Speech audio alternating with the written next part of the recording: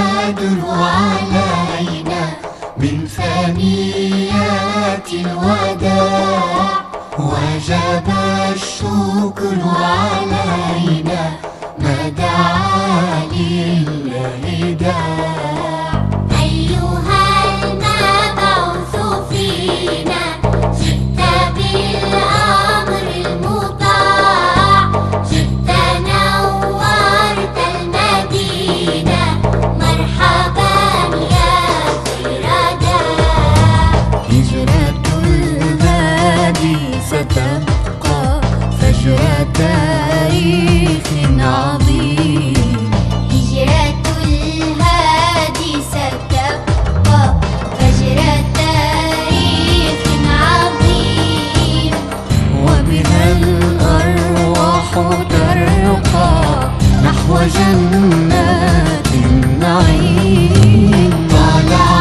البدر علينا من ثنيات الوداع وجب الشكر علينا ما دعا لله داع أيها المبعوث فينا جئت بالأمر المطاع جئت نورت المدينة مرحبا يا خير داع مرحبا يا خير داع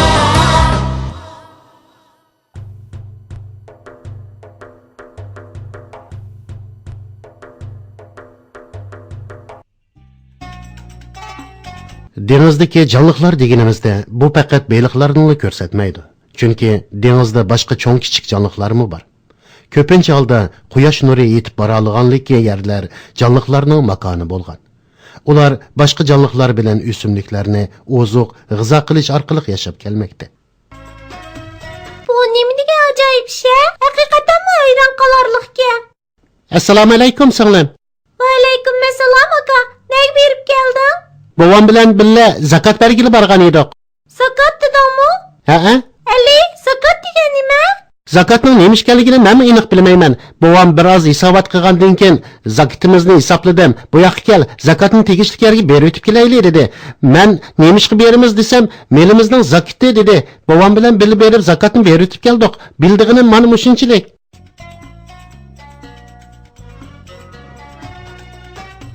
Assalomu alaykum bolalarım. Qanday ahvolinglar? Va alaykum assalom bova. Bova, sizdan bir narsa so'ramoqchidik. Qani so'ranglar bolalarım. Nima so'ramoqchi edinglar? Bova, zakat degan nima? Zakotmi? Shundoq. Zakot lug'atda barakat, ko'payish, yaxshilikning ko'pligi, mo'lchilik deganlik bo'ladi. Chunki bir molning zakoti berilgandan keyin u mol texmi barakatlik bo'lib ko'payadi. Zakot molning ziyon zahmatdan saqlanishiga sababchi bo'ladi. Zakot islomning muhim shartlaridan biri. Endi biroz tushungandek bo'ldim, ammo zakot haqida texmi ko'proq ma'lumotga ega bo'lg'im bor bu va tushuntirib qo'ying, o'tnib qolay. Xo'shallik bilan deb beraman bolam. Alloh taolo bizning mol-mulkimizni texmi barakatlik va yaxshi bo'lsin deb bir qismini zakot qilib berib o'tishga buyurgan. Zakoti beriladigan mol deganimizda pul mol, yez egilik mahsulotlari, chorva mol qatorliqlar. Uningdan boshqa yana naqd pul va oltin kumush qatorliqlar ko'z tutildi. Biz shunga bayotdan zakot tarqitib keldik. Buni tushundim. Undaqda zakotni kimlarga beramiz? Qizim, bu savol noyati joyida bo'ldi. Buning javobi Qur'oni Karimda bayon qilingan. A'udhu billahi minash shaytonir rajim. Bismillahir rahmanir rahim.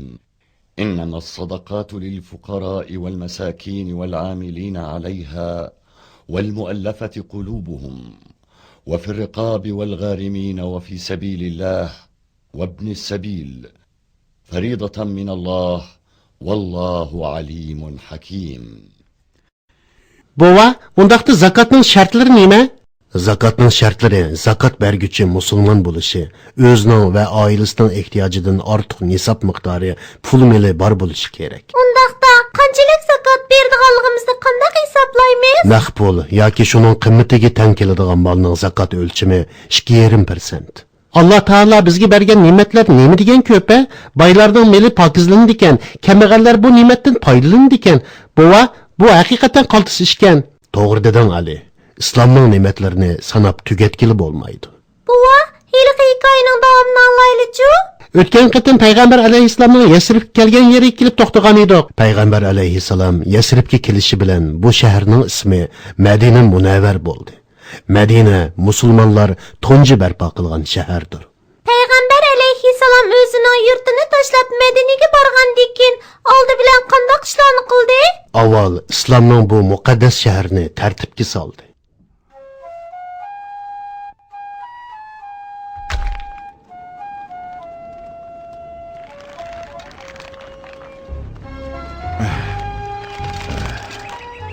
Hey, nemish bu? Rasululloh mo'rsida tosh to'shyotdi-ku. Ey Rasululloh, toshni menga basla, uni biz to'shayli. O'zlari o'ltirib aramaslar. Masjid silishda payg'ambarimiz o'zi qo'l silib ishlayotdi. Payg'ambar alayhissalom bizga amgak qilishning ibodat ekanligini, musulmonlarning o'zaro yordam qilishi kerakligini o'rgatmoqchi bo'lsa kerak. Tova Xudoyim, payg'ambarimiz garchi 50 yoshdan oshgan bo'lsa-mu, g'ayrat, shijoat jihatda hammamizdan ustun ekan. Ey Allah, düşmanga qarshi dindoshlarimizga yordam qilgin. Oxiratdan boshqa hayotning hammasi vaqtlidir.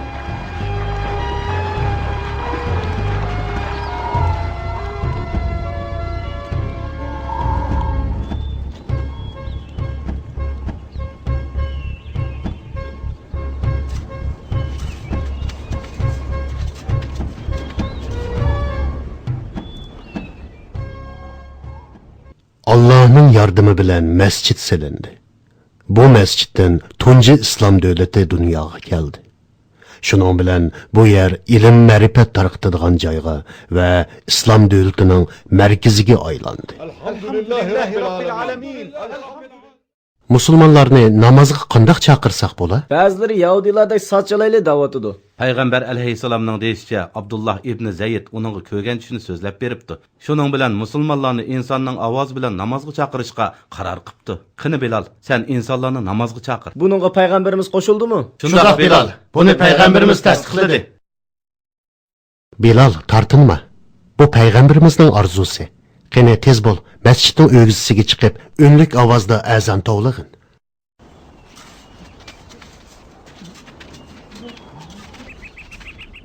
Allahu Akbar, Allahu Akbar, Allahu Akbar, Allahu Akbar. Eşhedü en la ilahe illallah. Eşhedü en la ilahe illallah. Eşhedü enne Muhammeden Resulullah. Eşhedü enne Muhammeden Resulullah. Hayya ala salah. Hayya ala salah. Hayya alel felah. Hayya alel felah. Allahu Ekber, Allahu Ekber. La ilahe illallah.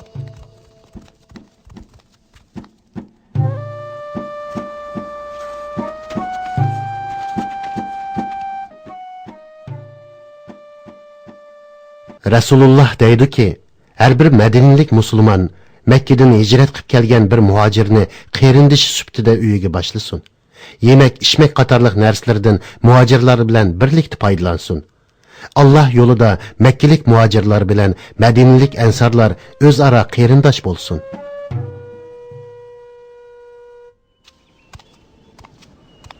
Ana, dadam bilan tog'am nemishqa kiyim-kechak qatorliq narsalarni elib masjidga ketyotdi?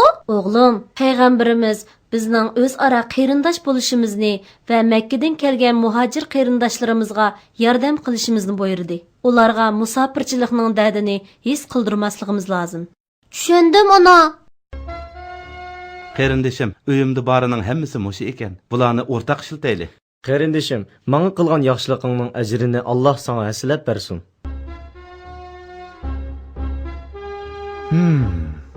Demak, Madinalik qarindoshlarimiz mol-mulkini ularga shundoq beryapti, ha?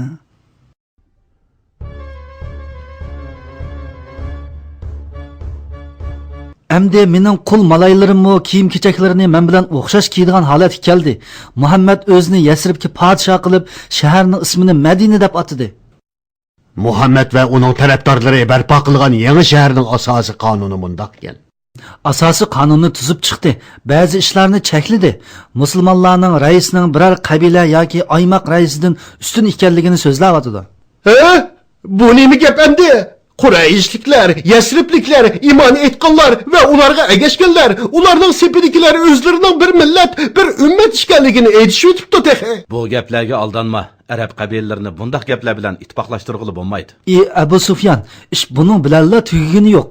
Yasribdagi yahudiylarga yozgan uqtirishni anglasang-chi tehi. Yahudilarning dini ayrim, musulmonlarning dini ayrim tursa, ular qandoqsiga kelishim tuzalaydi. Men buni zodi tushunmadim. Muhammad inqilob qo'zg'amoqchi, shaharning asosini o'zgartmoqchi. Muhammad bizni o'g'limizdan, qizimizdan, hayotimizdan ayridi. Haqiqat degan nom ostida qilayotgan ishlari bilan o'tmishimizni kamsitib bo'ldi bas. Onunğa haddini bildirib qo'yayli. Odam bo'lsin. Muhojirlarning Makkada tashlab ketgan mol-mulkini musodara qilayli. Uylarini, chorva mollarini, xurmo daraxtlarini, hatto o'g'il qizlarni o'zimizdan qilayli. Hammasi bizning bo'lsin. Bu mening uyim. O'z uyimda qo'g'ilmanlar. Quruvchilar. Qada o'tiba.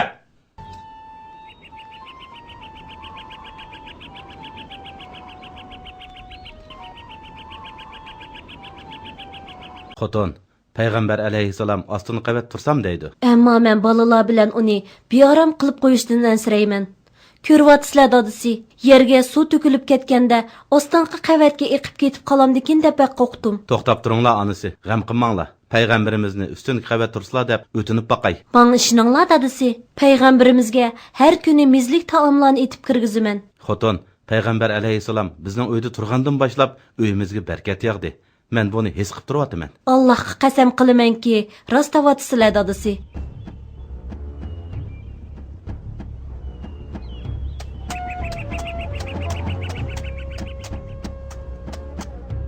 Ay muhojirlar, ay ko'chmanlar, Makkadan kelgan xabarlarga quloq solinglar. Makkadagi barliq mol bisotinglar musodir qilindi. Endi u yerda sizlarning bir punqi chaqliq narsanglar qolmadi. Abu Bakrning dukini setildi. Payg'ambarimizning uyimi bulangchilardan aman qolmadi. Ular sizlarning butkul mol-mulkinglarni setib, pulini o'zlarining tijorat karvoniga dasmi qildi. Endi sizlarning Makkada yoki Madinada hech qanday mol-mulkinglar qolmadi. Ular bilan urush qilmamsizlar? Ey Ibn Salul, bu xabarlar rostmi? Uyimiz rostdanla chiqilganmidi? Boshqa charanglar bormi? Allohning payg'ambari buyruq tushirmagicha Makkalik mushriklar bilan urush qilmaymiz. Hay Hamza, gapimni xato tushunma. Sizlarni Yasribda urush qilinglar deganimiz yo'q. Sizlar bizning mehmonimiz. Mol-mulkimiz har qancha oz qolsa-mu, yerimiz sizlarning. Hammanglar o'z ishinglarni qilinglar. Makkadagi mol-mulkimizni bulangchilar olgan bo'lsa, Alloh cho'qim uning o'rnini to'ldirib beradi.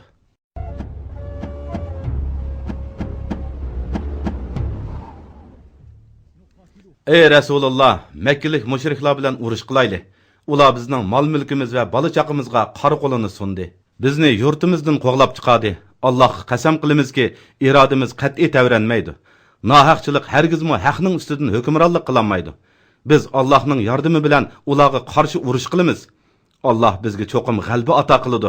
Ey Rasululloh, bilaman, sen islomning shundaqla tinchlikning elchisisan. Sen hammamiz uchun tinchlikni xohlaysan. Lekin biz bu qitim ularga qarshilik ko'rsatmasak, mol dunyo va uy joylarimizni yo'qotib qolmasdan, balki shon sharafimizga dog' tekkizib qo'yamiz. Shu topda barliq mol-mulkimiz ularning tijorat karvonida. Bu karvon bizga eng yaqin yerdan o'tadi. Ya'ni qo'limizni uzatsak-la og'il bo'ladigan yerda. Hamza, hayajonlanma. Rasululloh bizning ahvolimizni yaxshi biladi. Ey Rasululloh, oldilarda yuqori ovozda gap qilib salgan bo'lsam, afv qilsizlar. Allohning yo'lida ba'zi ishlarga ochiqlanib saldim. Ey Rasululloh, ruxsat qilsizlar, mushriklar bilan urush qilayli. Ey zulmga uchirdik deb urushmoqchi bo'lganlar. Sizlar Rasulullohga nozil bo'lgan mono oyatga quloq solinglar.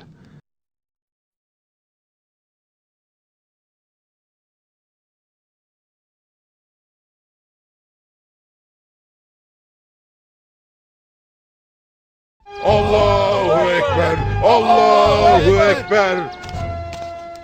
Bova, musulmonlar mushriklarga qarshi urushga atlandimi? Ali, sukut qilib anglayli. Buvam so'zni davomlashtirsin. Meningcha, bugun mushargichi bo'lsin bolalarim. Keyingi qatimda sizlarga musulmonlarning tunji urushishini so'zlab beraman. Buva, keyin keyinki vaqalikka bekmi qiziqyaptiman. Hammamiz payg'ambarimizning hayotiga doir voqeliklarni bilish uchun bek qiziqamiz. Men bularni sizlarga oymay deb beraman bolarim. Hikoyamiz davomlashadi. Endi menga ruxsat qilinglar. Biroz orom elib olay.